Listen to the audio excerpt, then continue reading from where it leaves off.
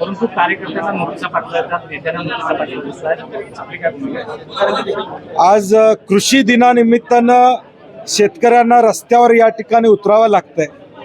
कृषी दिन एका बाजूला आपण साजरा करतोय, शेतकऱ्यांच्या हिताचे निर्णय घेण्याची भूमिका आजच्या दिवशी या ठिकाणी असते आणि त्याच दिवशी या महाराष्ट्राच्या इतिहासामध्ये दुर्दैवानं आज शेतकऱ्यांना आपली जमीन वाचवायसाठी, आपली शेती वाचवायसाठी रस्त्यावर यायला लागतं. याच्यासारखं दुर्दैव कुठलं नाही. आणि म्हणून गरज नसलेला शक्तीपीठ महामार्ग शासनानं रद्द करावा अशी आमची मागणी. वारंवार आम्ही सांगतोय की या रस्त्याची गरज नाही आहे. आता तर कॅबिनेट नोटची माहिती सगळ्या महाराष्ट्राच्या जनतेपुढे त्या ठिकाणी आलेली आहे आणि म्हणून पुन्हा एकदा सरकारला आमची विनंती आहे की हा महामार्ग रद्द करावा. आजचं आंदोलन शांततेनं होऊ द्यावं, कारण की शेतकऱ्याच्या भावना आहेत. नोटीस देऊन तुम्ही काय करणार आहात? एक दिवसाची नोटीस द्याल, परंतु कायमस्वरूपी जे आमच्या जमिनी तुम्ही काढून घेणार आहात त्याच्याबद्दल या ठिकाणी तुम्ही काय बोलणार आहात का नाही? आणि म्हणून आजचं आंदोलन हे 12 जिल्ह्यामध्ये हजारो शेतकरी आज रस्त्यावर आपल्याला 11 वाजता उतरलेले दिसतील. परंतु शासनाला पुन्हा वारंवार ते हेच म्हणतात की ज्या ठिकाणी विरोध होणार असेल त्या ठिकाणी आम्ही तो रस्ता नेणार नाही. जिथपर्यंत आम्हाला शेतकऱ्यांनी परवानगी दिली आहे तिथपर्यंतच आम्ही हा रस्ता देऊ. नाही, मग 8 कशासाठी? ज्यावेळी तुम्ही कनेक्टिव्हिटीचा विषय करता, नागपूर टू गोवा अशा पद्धतीची कनेक्टिव्हिटी तुम्ही सांगता, शक्तीपीठांची कनेक्टिव्हिटी सांगता, मग टप्प्याटप्प्यानं रस्ते करण्याला अर्थ काय असणार आहे? याचा अर्थ की जिथं विरोध तोडून काढता येतोय, मोडून काढता येतोय, तिथं रस्ता करायचा आणि हळूहळू तो पुढचा विरोध मोडून काढायचा, हे एक षडयंत्र आहे. आणि म्हणून 12 जिल्ह्यातल्या लोकांचा विरोध आहे. त्यामुळे टप्प्याटप्प्यानं असू दे किंवा जिथं विरोध नाही असं म्हणतात ते चुकीचं आहे. शेतकऱ्यांचा प्रखर विरोध या प्रोजेक्टला निश्चितपणे त्या ठिकाणी. काँग्रेसची एक महत्वपूर्ण बैठक दिल्लीला पार पडली आहे. त्या बैठकीमध्ये काय नेमकं ठरवण्यात आलेलं आहे? यादी आलेली आहे आमच्याकडे, जे बदल झालेले आहेत त्या संदर्भातले.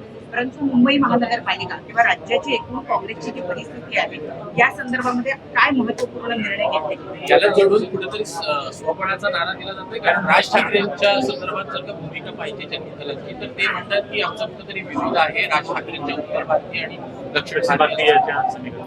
नाही, महाविकास आघाडी म्हणून या निवडणुकीला सामोरं जावं ही काँग्रेस पक्षाची निश्चितपणे भूमिका आहे. जिथं शक्य होईल तिथं आघाडी केली पाहिजे. तो स्थानिक पातळीवर निर्णय वरिष्ठांनी त्या ठिकाणी मागच्या वेळी देखील सांगितलेला आणि म्हणून आम्ही वरिष्ठांना विनंती केली आहे की एक 3 लोकांची कमिटी करून महाविकास आघाडीच्या संदर्भातली चर्चा ही दोन्ही पक्षांच्या बरोबर करावी आणि मग त्या चर्चेदरम्यान जे मुद्दे येतील त्या मुद्द्यांचं निरसन त्या ठिकाणी होईल.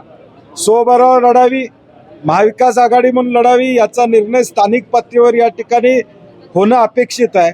परंतु आमचा प्रयत्न राहील की महाविकास आघाडी म्हणूनच या निवडणुकीला सामोरं जा. सोबत घेतले तर काँग्रेसची अडचण होऊ शकते. आज त्याच्यावर चर्चा नाही, कारण की पहिलं नॅचरल अलायन्स जो आमचा महाविकास आघाडीचा आहे, उद्धव ठाकरे साहेबांच्या बरोबर आदरणीय जयंत पाटील साहेब राष्ट्रवादी बरोबर त्या ठिकाणी पहिलं आम्ही 3 लोक तरी पहिलं बसलो पाहिजे आणि ते बसल्यानंतर मग कुणाला बरोबर घ्यायचं, कोण कुणाचे प्रस्ताव काय आहेत यावर विस्तारानं भविष्यकाळात चर्चा होईल. 5 तारखेला जो जल्लोष मेळावा होणार आहे त्यावर काँग्रेसची नेमकी भूमिका काय? कारण सुरुवातीला काँग्रेसनं त्रिभाषा सूत्राला विरोध केलेला होता. उद्धव ठाकरे आणि राज ठाकरे तर एकत्रित जल्लोष मेळावा करतातच आहे, परंतु त्याला शरद पवार सुद्धा उपस्थित राहणार आहे अशी माहिती मिळते. काँग्रेस या जल्लोष मेळाव्यात सहभागी? मी याबाबत अधिकृतरित्या प्रदेशाध्यक्ष त्याबद्दल भूमिका जाहीर करतील. मी जाहीर करणं संयुक्तिक नाही, परंतु शेवटी हा मुद्दा महाराष्ट्राच्या हिताचा होता, मराठी माणसाच्या हिताचा होता. आमची अस्मिता या भाषेबद्दलची होती, म्हणून 5 तारखेच्या मोर्चात सहभागी होण्याचा निर्णय आम्ही या ठिकाणी घेतला होता. आज या निर्णय सरकारनं मागं घेतलाय, परंतु कमिटीचा हर्डल त्या ठिकाणी ठेवलेला आणि म्हणून या संदर्भातली भूमिका प्रदेशाध्यक्ष जाहीर करा. घ्या परदेशात भरारी, तेही सर्वसामान्यांना परवडणारी. 1 रुपया भरा आणि थायलंडमध्ये फिरा. सचिन इंटरनॅशनल घेऊन आले आहेत जगातली सर्वात स्वस्त परदेश टूर. पूर्ण 5 दिवसांचं पॅकेज आता फक्त 32,999 रुपयांमध्ये. पॅकेजमध्ये विमान प्रवास, हॉटेल, ब्रेकफास्ट, ट्रान्सपोर्ट आणि प्रेक्षणीय स्थळे. सचिन इंटरनॅशनल 18 वर्षांपासून पर्यटन क्षेत्रातील एक विश्वसनीय नाव. सचिन इंटरनॅशनल सोबत मनसोक्त फिरा. संपर्क 7767989898.